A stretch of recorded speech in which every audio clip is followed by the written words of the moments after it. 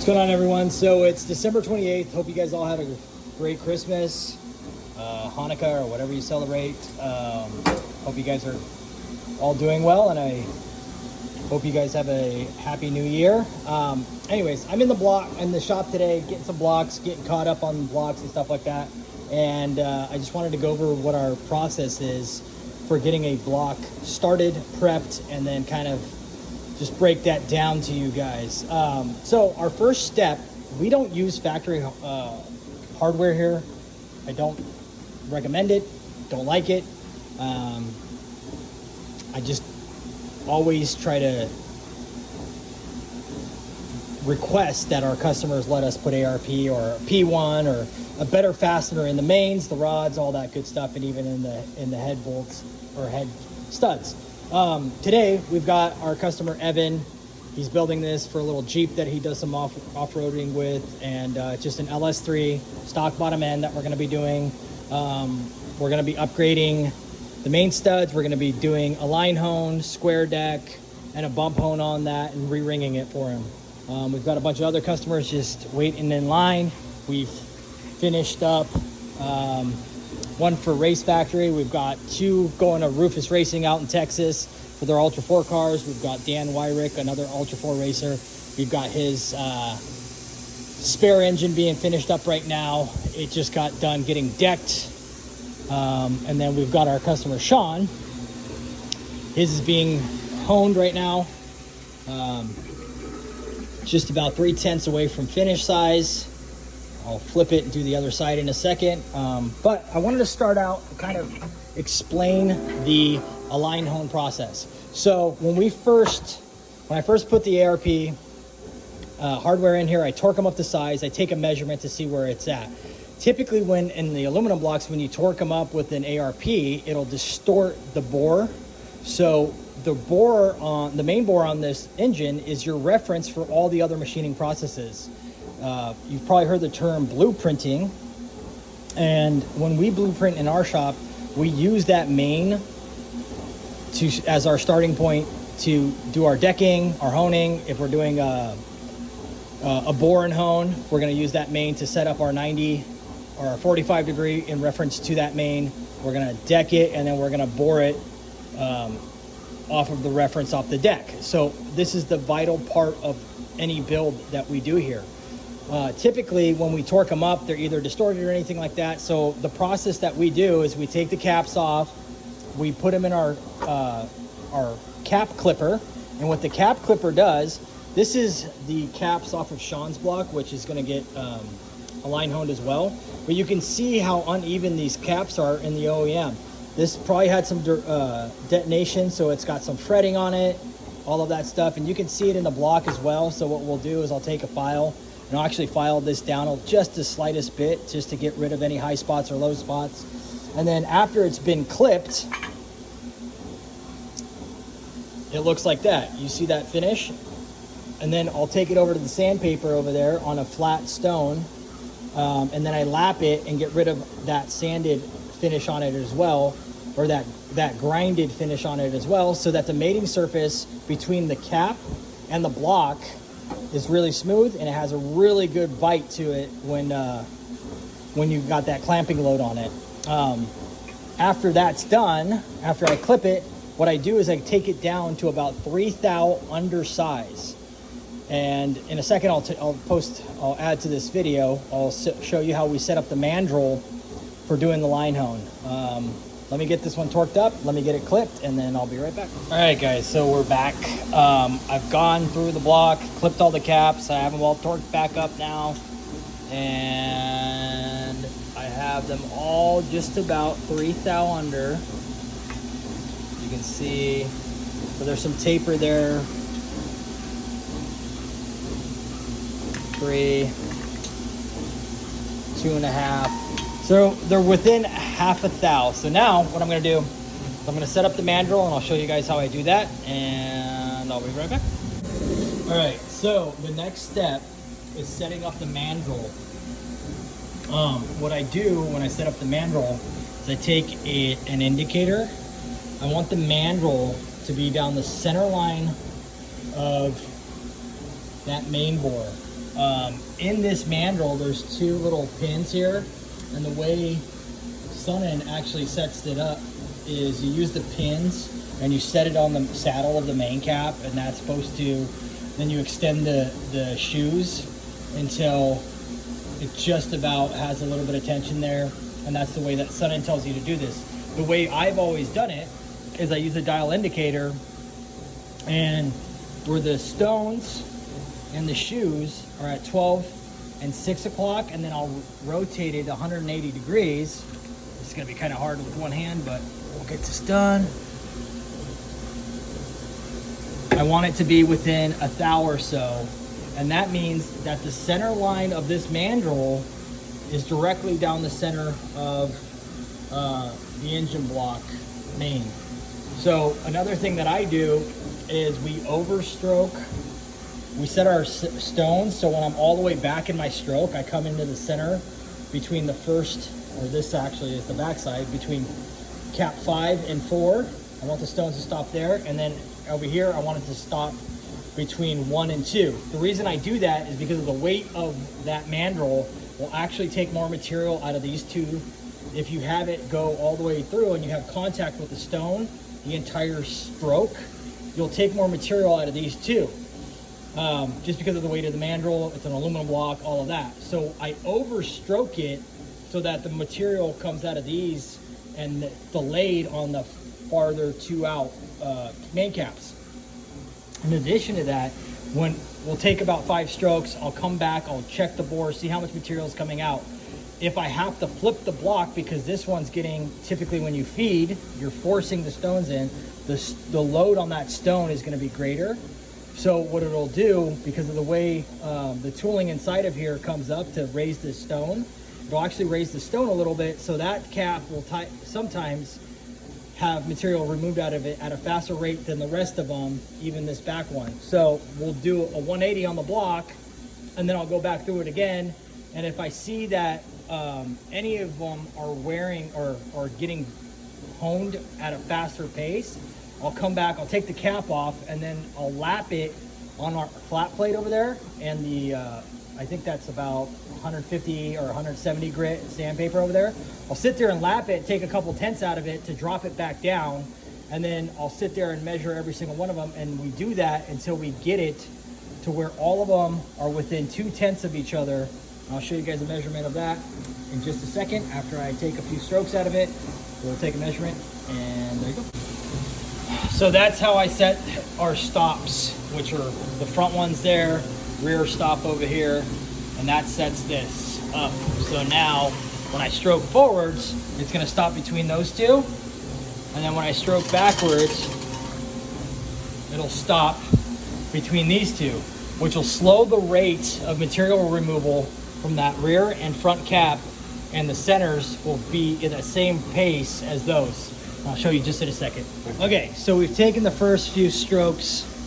On my first few strokes, I like to have the load on the stones up a little bit higher, because it usually takes that taper out pretty quickly. So just in 3 strokes, we took about 1.5 thou out. And as you can see, it had 1 thou of taper, and now we're within,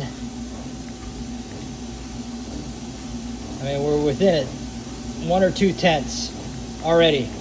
So it's already fixed the taper, it's already taken the taper out. So just about 2 tenths of taper. I'll get the rest of it out there. I got about 1.5 thou to go. But see that? That's number 2. Number 2 is almost the same exact size as number 1, or number 4, I'm sorry. I'm looking at the back of the block. Number 4 and number 5 are just about the same size now already. Number 5, the material is going to be removed a lot faster, so it'll catch up to number 4. And then 3,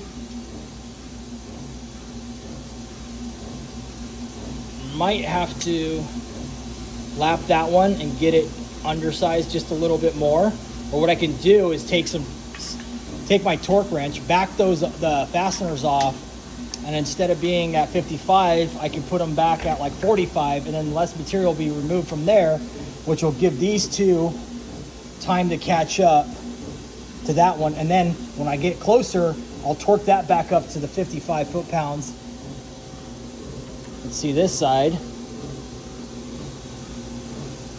So this side, 1.5.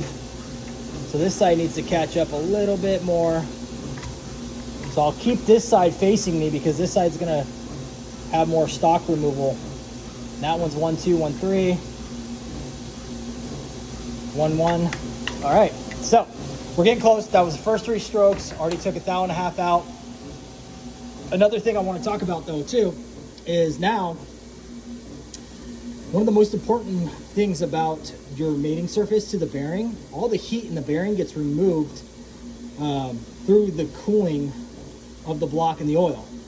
If you look at what the LSs have here is a slot that goes through on the backside of that bearing. It's to put oil in the backside of that. So I like to leave a little bit of a crosshatch, which I think, I can't actually validate this though, but having that crosshatch allows just a little bit of oil to get behind the bearing and have a passage through there so that it pulls more heat out of that bearing. This is something they also did. If you look back at like some of the earlier Ford Yates engines and stuff like that, they actually had this slot. So LS was copying some of what they were doing in stock car racing and stuff. I don't know if the SB2 Chevy engines had it or not, but I definitely know that the Fords had it in stock car racing in the 90s and stuff like that. I have a bunch of the Ernie Elliott blocks, and Ernie Elliott used to cut a groove in there. So it allows some more oil back there, which removes heat from the main bearing, and that heat is what typically kills bearings and distorts them. So I'll take a couple more strokes and then all right, so I took another 3 strokes, so we're at 6 strokes total. I'm gonna creep up on my finish here just because I don't want to take too much material out, and then I want to be really precise about how much material I'm taking out and at what pace. So another 3 strokes and we're at 5/10 away from the minimum size, minimum of tolerance. And look at that, the taper's out, 5/10, 5/10. So we've already got the taper out.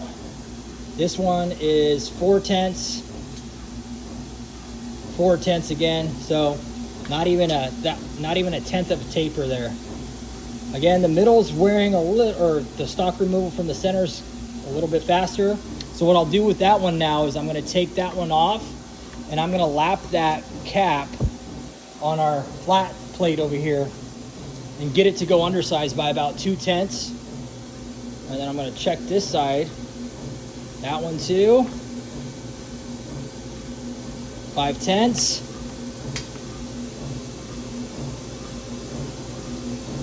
5/10. So they're all about 5/10 except for that center one, which is about 2/10. So I'm going to lap that cap one more time, get it down to 2/10. Get it down another 2/10, and then retorque it up, and then I'll hit it 3 more times, and I want to be just on the big end, or just past minimum. All right, guys. So I got the center cap off. You can see I already lapped it a bit before, but so this is 80 grit. I thought it was a little bit finer, but this is just a machinist flat plate that we keep on top of our Align hone. So when we're doing this, I don't have to walk across the shop to lap these. It's just got some WD-40 sprayed on it, so it's wet. So we're wet sanding, essentially, the main cap to remove, or lapping, as it's called, to remove some stock, some material out of the stock of it. I'm gonna give it like, I'll probably count to 10 strokes, put it back on, measure it, see how much material that's removed. And then if I have to remove more material again, I'll loosen the cap back up, do another 10 strokes. Typically I like counting the strokes because if I count 10 and it removes, and if I'm shooting for like 3/10, if it removes 1/10 every 10 strokes, then I know about how many strokes I need to do to get it to where I want it to be. We've done these so many times, I can kind of predict what a factory cap is gonna do. The billet caps take a little bit more time.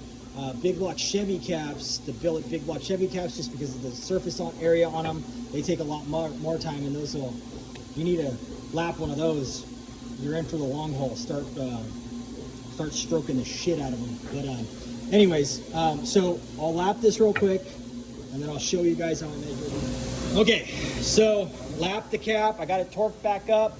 We're gonna put the bore gauge back in. We're gonna see how much material I removed by lapping that cap. And there you have it, bingo. Now it's half a thou under, just like the rest of them. It was 2/10 before, so lapping it. And what I don't want to do is influence it to be tapered. So when you're lapping it, you have to be really careful not to put pressure to the left or right of that cap, because you will put taper back into it when you're lapping it. This one, maybe I put probably half a tenth, if you could even see that on the bore gauge. So that's the front side of it. That's the rear side of it. I'll get that out with the next few strokes. But now they're all within a tenth or so of each other from each cap. So I'll go through it again. I'm gonna do another 3 strokes, and then we'll check the bore size again. All right, guys, I'm gonna try to do a couple strokes one-handed. So we're about 5/10 or half a thou under minimum tolerance.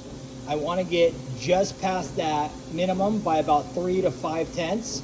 And then because of the force and the load in the mandrel, it's gonna put heat just through friction into the block.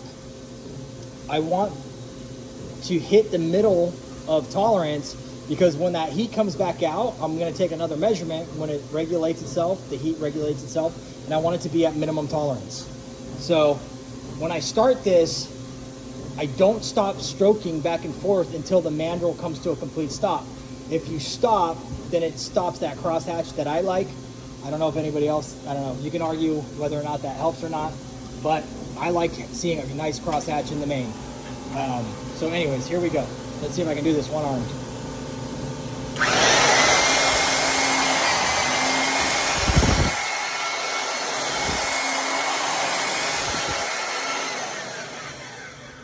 Just about 3.5 strokes.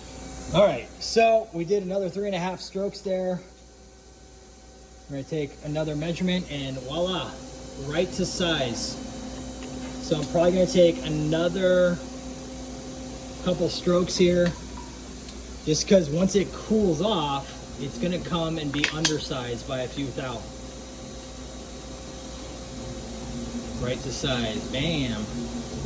Right to size, bam. So now number 3 here, this is the one that we clipped. Let's see what happened here. So within 1/10, I'm happy with that. I can live with that. So within 1/10 to the rest of them. And if I want to, I can take that off and just give it like 2 or 3 strokes on the flat plate over there, and it'll bring it back down. But our goal is to get past minimum and then let it cool off and come back down to just past minimum. And right now, we're on target for that. Let's try this side now. So this one's just about 1.5 past minimum, which is still acceptable. Perfect. And I don't mind if it gets past minimum and then it relaxes. I just want them all past minimum by 1 or 2 thou, because if I need to lap them, I can, but I don't want them to be undersized, because if I get them undersized and I put the bearings in there, I'll have too much crush, and then that too much crush will eat up my bearing clearance and all of that. So what I'm going to do is I'm going to take them all to 5/10 past minimum, let it relax, and then measure it again. And in the meantime, I'll load up another block. We've got a big row of them right now. We've got 3 or so that need to be line honed, and I'll start the same process on the next block. All right, guys, so I took another 2.5 strokes in it. The block is now just about half a thou over minimum. So what I'm going to do now is I'm going to let it relax for a bit, and then I'm going to come back and double check it, make sure. And if it stays that way,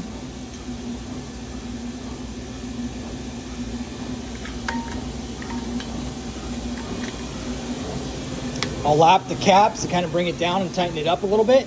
but if it needs to go a little bit more, there you go. Once again, 5/10. 5/10.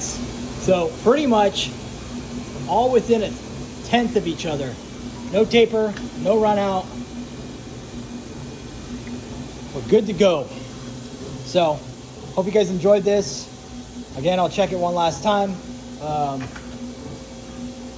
But yeah, that's the foundation, line honing and how we do it here at Grom Racing.